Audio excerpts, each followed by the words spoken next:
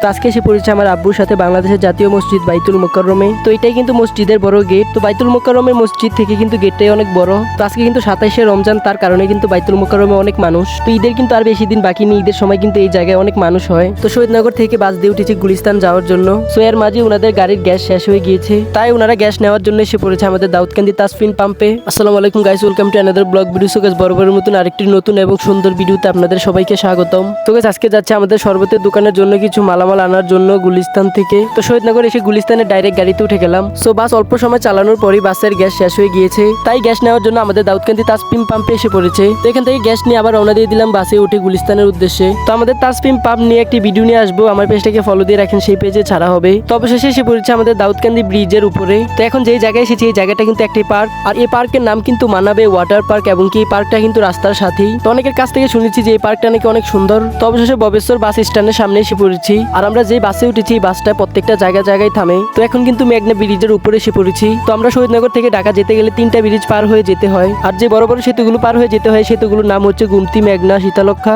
আর এই মেঘনা সেতুর বাম পাশে কিন্তু ফ্রেশ সিমেন্ট ফ্যাক্টরি এবং কি ফ্রেশ কোম্পানি অন্যান্য পণ্য কিন্তু এখানে তৈরি করা হয়। তো যাওয়ার পথে সুন্দর দুইটা জায়গা থাকলে এই দুইটা জায়গায় আছে। তো অবশেষে চিটান রুট এসে বাস থেকে নেমে ফ্লাইওভারে উঠে গেলাম। তো আজকে রাস্তায় কিন্তু প্রচুর পরিমাণে জ্যাম ছিল।